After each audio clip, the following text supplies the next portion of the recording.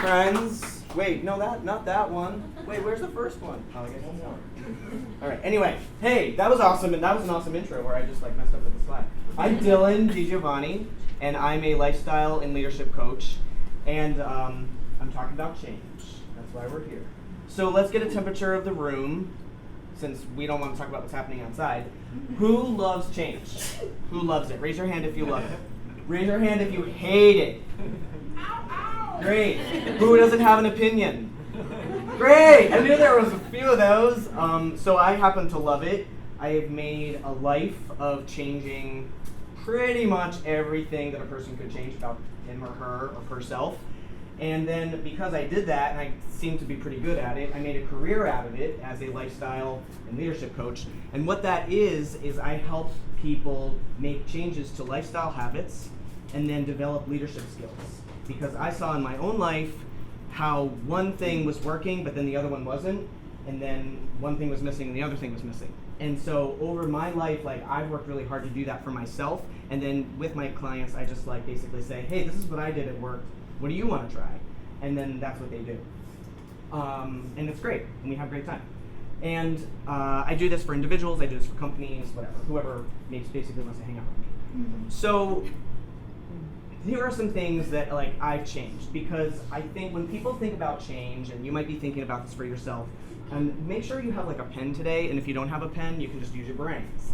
So a lot of people think about change either like, I want to change the world, I have to change something that's happening, like all we have to do is turn on the news. Like I turn on the news and I'm like, nope, turn on. Because it's just, for me, it's just become like this thing, it's like same stuff, different day, right? It's like, oh, that thing happened again? Yep, that happened again. You know, so I don't even do that. So I have decided to spend my energy on like changing myself, because that's the only thing I have control over. And I want to give you kind of the same idea, that for as much as things are outside your control, like you have this all the time. Like it's whenever you're bored or something, you're like, I could work on myself now, you know, and it's just like, you can always default to that. It's pretty great. So, and a lot of people also think about like, I'm gonna change something about myself, like the way that I look, or like the way that I talk, or my job, or something like that. So let me tell you about some of the things that I've done, and then like what from doing those things has what that led to, okay? So I had a pretty serious sugar addiction. I was totally in denial that I had one. I didn't really think it was that bad, but it was pretty bad. And in fact, I had an eating disorder too, and so like I completely changed that as well. So my nutrition in general has completely transformed from the time I was a kid. So just because I'm a coach now, people are like, oh, you must be vegetarian. Oh, you must like live on green smoothies. And I do drink green smoothies, they're pretty great. Not gonna lie.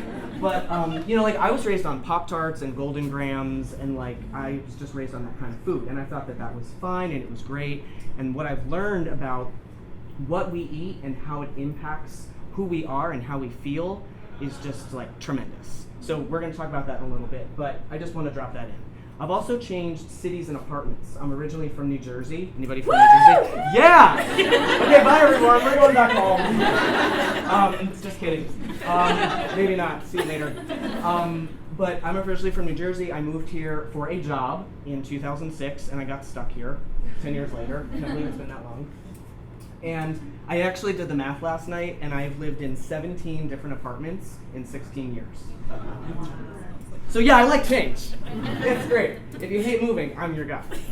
I've also changed jobs, anywhere from like slinging bagels at a bagel shop in New Jersey, like I said, to doing what I'm doing here right now. Changed my hair. I average like a different haircut a year. It's pretty great. Keep it fresh. Changed my clothing style. Piercings, tattoos, right? So there's like all these external changes. And then, but I think a lot of people talk about that stuff, but they don't talk about like the deeper stuff. And I'm going deep. Anybody know me in the room? Anybody here who's like met me before? Yeah, I go deep. That's where I live, down here, like a deep sea creature. So that's where we're going today. Hope you're ready. Sexual orientation. I'm like still in inquiry because like I've explored this. I'm just like, I don't know. It's fun. It's cool. People are people. Let's have fun with that. Depression and anxiety. I used to be really depressed, have really intense anxiety.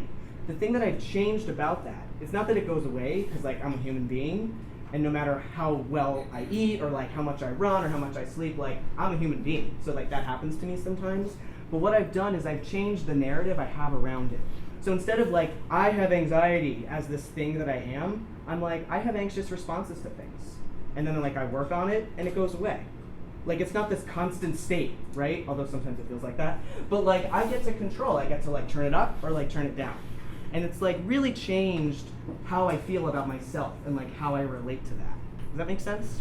Cool? Were you with me so far? This is good? Great. Religion. I was raised Catholic. I went to Catholic school from kindergarten to 12th grade, uniforms included.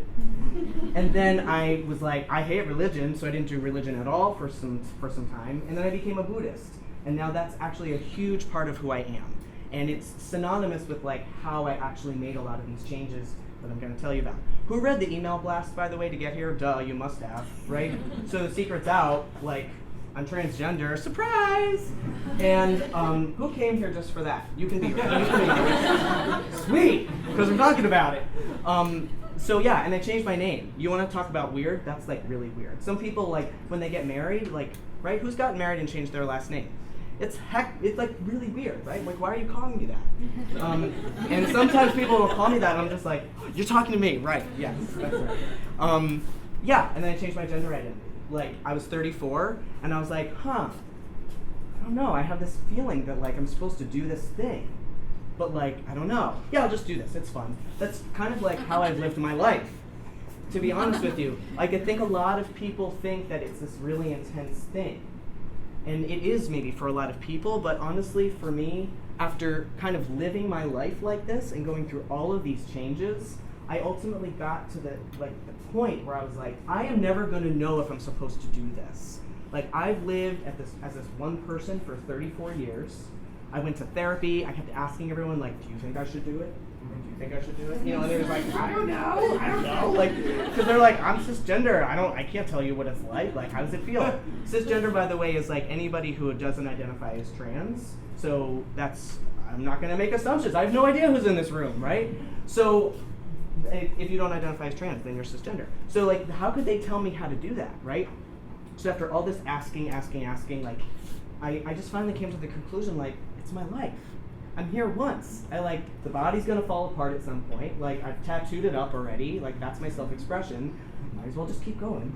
And people are like, that's crazy! And I'm just like, but why? You know, like, I've changed everything else. Like, why wouldn't I do this? And I want to say that, like, sometimes change is this, like, really premeditated thing. Like, I'm gonna change my job, and I'm gonna set all my ducks up, and then I'm gonna, like, go do it, right? Who's ever done something like that? Like, made a change like that where you, like, lined it up? I have too, right? Like, I've had jobs, and, like, this is not working.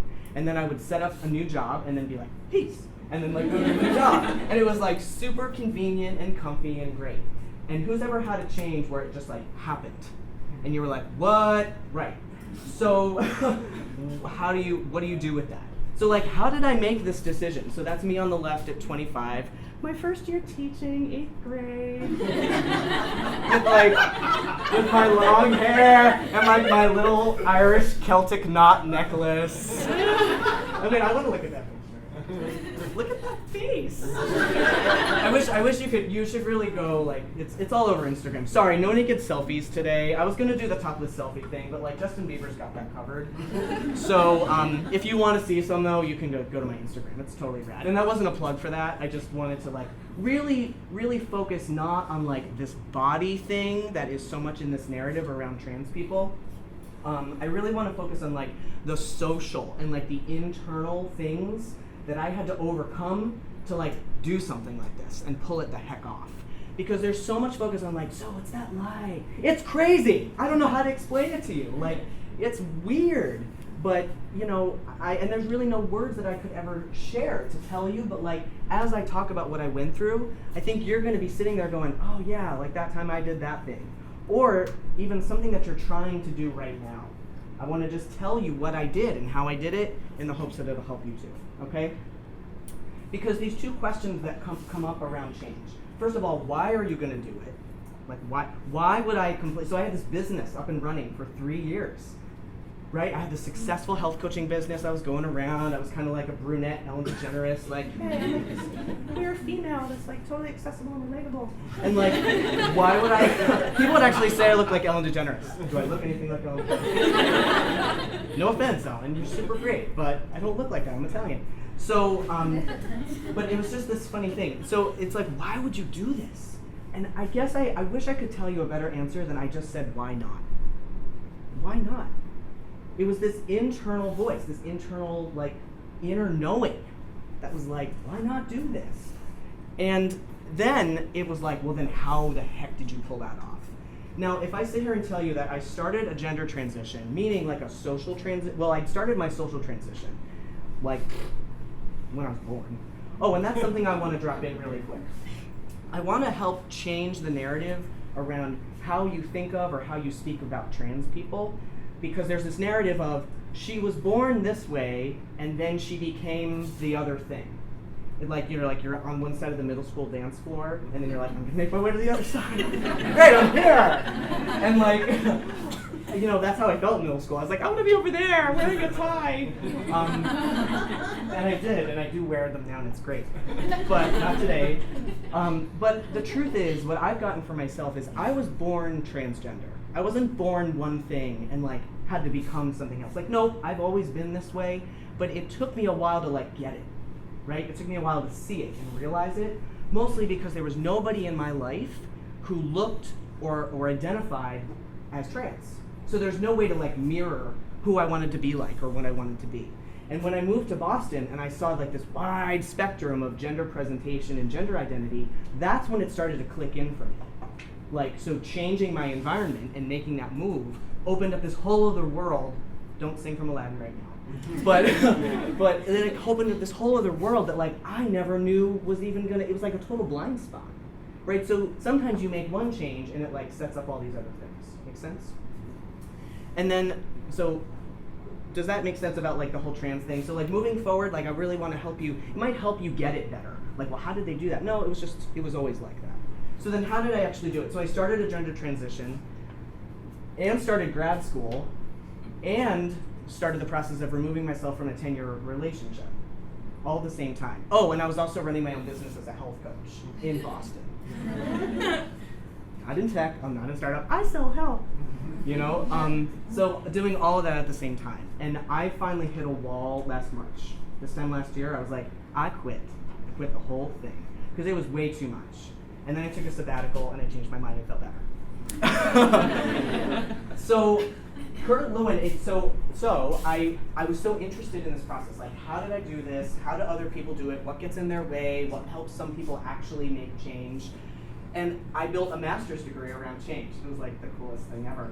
And it was great because my life process was informing my graduate school work, but my graduate school work was informing my process, right? So sometimes I'd just be like, I don't understand what's happening to me. Why did I do this? And I'd read an article and I was like, oh, that's what I'm doing, cool. And it would make it make sense. It was super great. So anyway, this guy, Lewin, created the force field analysis. He doesn't really identify that way. I put that in there. I think it's funny. So there's a status quo, right? Either you could say society, but like, who cares about society? Think about yourself. Be selfish. You have a certain way of being right now. You have a certain way that you see yourself, or a certain thing that you were thinking you are, or what you can and can't do, right? And you want to get over here. I don't know what it is. Maybe you want to lose weight. Maybe you want to quit your job. Maybe you want to leave a relationship. Maybe you want to come out. I don't know what it is, right? But you know, because it's on your mind all the time. And you're thinking about it. And you think you can't talk to anybody about it. But the truth is, one of the coolest things that I've gotten from my transition is that people open up to me and tell me things that they don't tell anybody else. Because like, if I could do this, they think that whatever they're dealing with is like nothing, right? So they're like, I'm going to tell you this thing and I haven't told anybody else. I love when they say that. I'm just like, come, keep talking, it's great, get it out.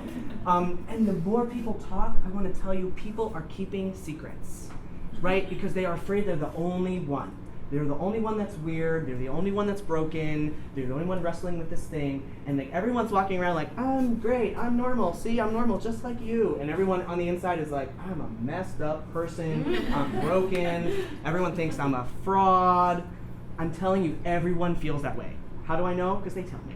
It is pretty great. So you want to get to the desired state. I can't tell you their secrets, but I can tell you that they tell me. You want to get here, and you've got these driving forces like, I'm going to make this change. I'm going to do this thing. I'm going to be this person. And then you've got things working against you, right? You've got society being like, transgender, why would you do that? You've got my mother saying things like that. And that was a tough thing for a while until we got that worked out. And then, you've got all kinds of restraining forces. Like, I can't, like if I quit my job, let's talk about another thing for a second that I did. I quit my job, or I got laid off. Which one was it? I got laid off. And, it was, but I wanted to leave, but I got stuck. I need health insurance. I need paycheck. I need all the things, right? And this is what keeps us where we are. And it's not until you just like throw this into turbocharge that you actually get where you want to go. And here's the thing. Most often, the biggest restraining force is what? Yes. You guys win! Great job! Bye! You all get an A. Great job. You're absolutely right. It's yourself. We create stories about it's this person, it's this thing, it's this circumstance, it's this. And the main theme about all those changes that I made, it always came down to me just having to sit down with myself. Like, what are you going to do? What are you going to do? Are you like going to do this, or are you not going to do this? And I literally sat in the waiting room waiting for the surgery that I was going to have. And they were supposed to call me at 7, and they didn't call me until 3:30, so I had a long time to sit with this decision. A long time to be like, just kidding. Just going to stay safe, just going to stay the way I've lived, right? And I finally came down and I was like, you know what? I'm just going to do this. It was like the flip of a coin. And if that sounds crazy to you, great, try it. It's awesome. And another thing I want to add in is like sometimes, so like great, we're in control, we got the driver's seat, me, I'm in charge, I can make these changes. But then sometimes change happens, right? I got laid off. And I didn't choose that. I should have chosen it sooner, but I didn't. But it happened to me. But we always get still the power to choose how we respond, right? So I sat there that day, and this guy who had been my best friend was now in charge of me, and he was like, yeah, it's just not working out for us, like out of nowhere. And I was like, sorry. All my like evaluations for work in that cabinet, like say I'm this great employee, like where did you get this from? And I was trying to justify and explain and like hold on to this thing that I didn't want anyway. And I just sat there and I was like, okay, bye. And I was like, how much is my severance? Guys, I'm not making this up. I'm serious. Anyone who, like, I've told this story 1,000 times. 2 nights before, I had said, I just want someone to give me $13,000. Why I said that? Oh no, $10,000. $10,000 to start my own business. I wish I asked for $1 million. Because the next day, 2 days later, he literally is like, yeah, it's not working out. And I was like, okay. I was like, well, how much is my severance? $13,000. I was like, see ya. and I took it and I put it in the bank and I started my business. And 7 years later, I'm still standing here. Because I wasn't ready to make the jump, but when it happened, I was ready.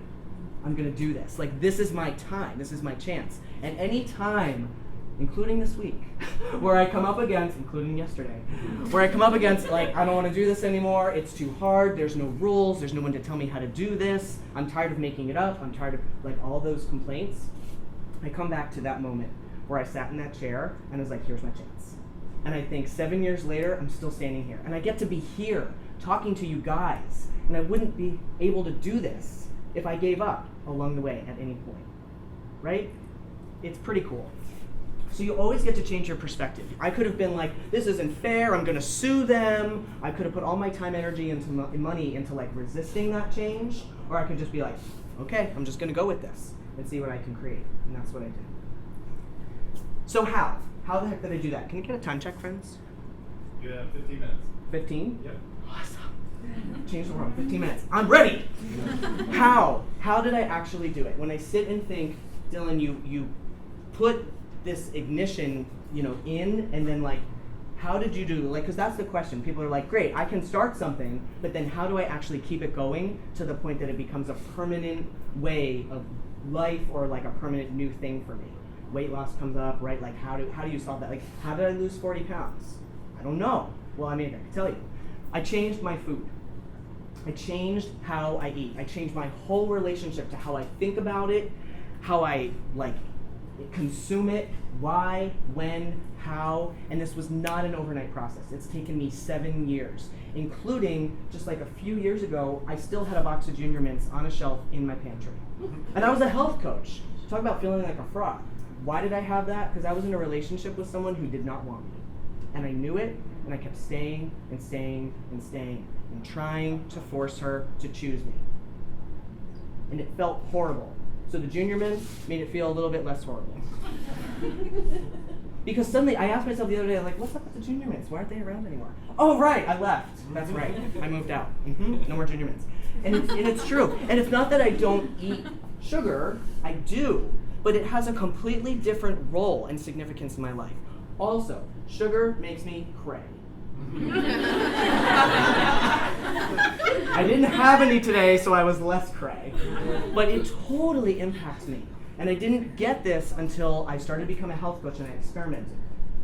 Teaching 8th graders is great and very hard. So at the end of the week, I would reward myself with chocolate chip pancakes, which was this thing that was a reward when I was a kid. Got it? Anybody do this kind of stuff with you, with food? Okay, great. Where I deserve a reward. No, your life should be a reward. That's how it should be, right? So that you don't feel like you need that. So I make chocolate chip pancakes, and I'd be like, oh man, I'm so tired. I gotta go lay down. I must have had like a rough week. And I'd be like comatose all weekend. But that would be before the fight with my girlfriend at the time. And then as I became a health coach and I stopped eating chocolate chip pancakes because I was like eating kale smoothies and like I was like on this total high of like eating all the healthy things, I was like, why am I not crashing on weekends anymore? Oh my God, those pancakes, they were like poison. They're not like poison, they are poison. Like sugar does nothing good for your body. And I'm not gonna get on the health rant. If you want me to do that, I can do that another time. But like, it totally impacts my body. And I have to be super sensitive. It's almost like I need to like carefully choose like, do I wanna do it? Nope. You know, like, or if I'm like, yep, I feel like eating crazy. And then I eat the sugar. And then I'm not surprised when I feel depressed, anxious. I'm not surprised when that roller coaster starts because like I chose that. It's not like a mystery anymore, okay? Buddhism too. Buddhism helped me because it really helped me get out of this idea of like right and wrong thinking, which really helped with the transition.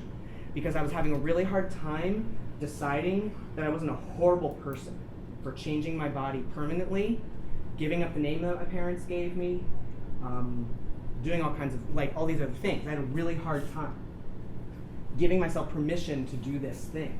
And the Buddhism helped because I realized there's like no right or wrong. There's just like what I choose. And then like how I give myself a break to do whatever I want to do and be who I want to be. And I couldn't get that from Catholicism. I'm not going to bash Catholicism, but like I hadn't achieved that. So Buddhism really helped me in that way. It also helped me like to have somewhere to go and have something to think about when I was just feeling like I don't understand this world, these people are being mean, I don't know how to fit in. Like it was just a place for me to just disappear.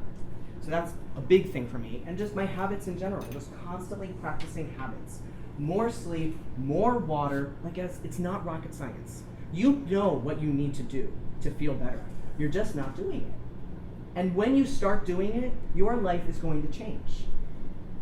So you just get to decide, like when are you going to start? And what are you going to start with? Like, you know, it's kind of sitting over there like, I know I could. Okay. You know, and you're just instantly really going to feel better.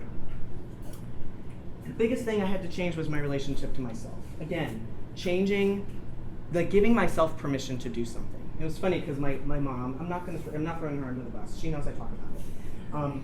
She's just like, why would you do this? Why would you become a man? And I was like, man, now I'm gonna do it just because you don't want me to. And it was like really funny because like I was trying, you know, she was like, I would just want to shake it out of you, like and I was just like, but why? It's me. It's like my life. It's like what I want to do, and just giving myself the permission to do that. Has anybody seen my TEDx talk?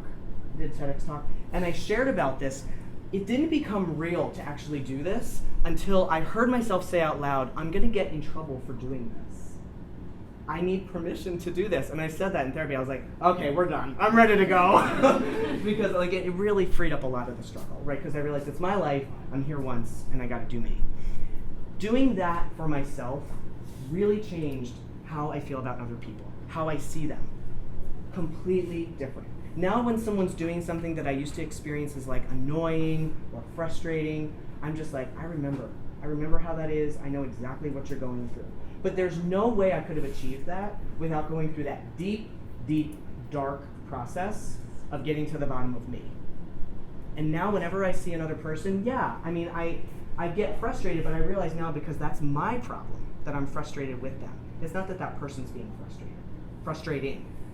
Does that make sense? That person's just trying to do them and trying to survive and like get through life, which is what everybody in this room, everybody in this world is doing. And I just really see that now from my transition. Something that's going to happen when you make changes is people are going to have a problem with it. They're not going to like it. Some will, and they're going to be like team you. And then there's going to be people who are not on board. And that definitely happened for me. It's not an easy process to watch people kind of fall off, but it also shows you like who's supposed to be in your life. And it'll kind of like reinforce that you're doing the right thing. Because if people kind of quit on you, then you know why they were around to begin with, right? If it was a version of you that you don't actually feel good about or feel great about. Is that all I want to say about that? Probably. Oh yeah! Oh, I have to look at that thing. I queued them up to tell me something about this. So I want to tell you about this tattoo because it's a crocus and it's spring and they're all coming out of the ground right now. So when I moved out of that relationship that I told you about 2 years ago, it's like this time 2 years ago that I was like packing up boxes. It was really intense. It was really, really hard. And 2 years later, I'm just like, whew, I can finally talk about it and not cry. But I went and got this tattoo within a few weeks of moving out. The picture I went in with was the most minimalist crocus you've ever seen or imagined in your whole life. It was like 4 paint strokes, not this. So I go into the tattoo shop and I'm like, I want this picture. And he comes back 45 minutes later with this. What would you have said? That's not the picture I walked in with, right? Nope, not this person. This person was like, okay. $350 later, and 3 hours of my life, I went home and was like, what did I just do? How have I gotten to the point in myself where I just let somebody say, this is what's happening? And then I had to reconcile with that's going to be on my body for the rest of my life. Like, this is the state of who I am. That I went in with this, and I got told this is what you're getting. Anybody resonate? Anybody get what I'm talking about? This is what you're getting? And I was like, sure. Put that on my body forever so I have to remember that that's who I was. Great. And I had a choice in that moment to decide, like, what am I going to do with this? What am I going to do with this picture? What am I going to do with that version of me? And I decided to take a lesson. Go bold. Like, don't let anybody else tell you. I wish I could tell you guys that like I totally ace that and nail it all the time. I don't. It is like totally a work in progress for me and I'm still learning all the time. But man, that was the lesson. It's not that I failed, it's not that I was a horrible person, but like that's the memory. And every time I question it, I look there and I say, that's what's gonna happen. Like that's what I'm gonna be today. You get all of these opportunities. You get all of these like variables. There's 7 billion people on the planet. Like that's how many different kinds of normal there are. So if you ever start to think like everybody else has got it but you, it's not true, right? It's this, you just need to be who you are. And that's the most powerful way that you can actually be change. Anybody know Paul Jarvis? He's pretty great. But he tweeted this the other day, be the change you want to see, he said every chameleon ever. And then I wrote to him, I'm totally quoting you next week in my talk on change. If you really want to change the world, like just become more of who you are. Because you impact the world every day just by like walking out your front door. You don't have to do it better or more or differently unless you want to. Like just be who you are. And change sometimes is just you becoming more of who you already are and need to be for yourself. Because then that's who you get to be for other people. Thank you.